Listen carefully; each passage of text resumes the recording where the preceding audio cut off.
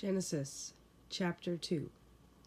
Thus the heavens and the earth were completed in all their vast array.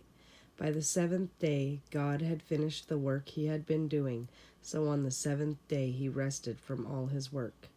And God blessed the seventh day and made it holy, because on it he rested from all the work of creating that he had done. Adam and Eve. This is the account of the heavens and the earth when they were created. When the Lord God made the earth and the heavens, and no shrub of the field had yet appeared on the earth, and no plant of the field had yet sprung up, for the Lord God had not sent rain on the earth, and there was no man to work the ground. But streams came up from the earth, and watered the whole surface of the ground. The Lord God formed the man from the dust of the ground, and breathed into his nostrils the breath of life, and the man became a living being.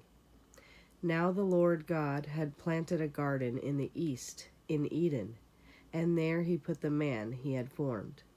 And the Lord God made all kinds of trees grow out of the ground, trees that were pleasing to the eye and good for food.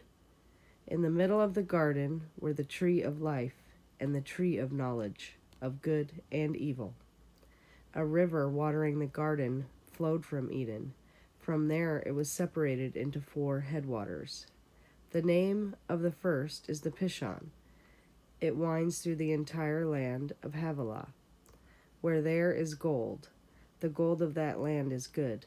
Aromatic resin and onyx are also there. The name of the second river is Gihon. It winds through the entire land of Cush. The name of the third river is Tigris. It runs along the east side of Ashur, and the fourth river is Euphrates. The Lord God took the man and put him in the Garden of Eden to work it and take care of it. And the Lord God commanded the man, "You are free to eat from any tree in the garden, but you must not eat from the tree of knowledge of good and evil, for when you eat of it, you will surely die." The Lord God said, "It is not good for the man to be alone. I will make a helper suitable for him." Now the Lord God had formed out of the ground all the beasts of the field and all the birds of the air.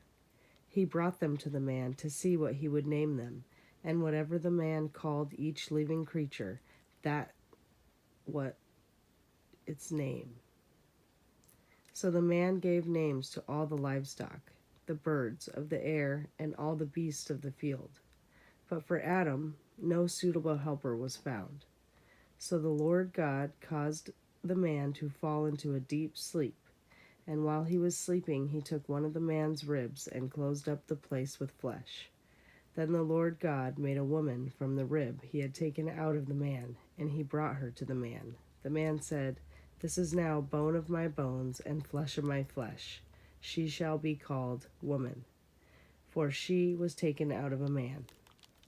For this reason, a man will leave his father and mother and be united to his wife, and they will become one flesh. The man and his wife were both naked, and they felt no shame.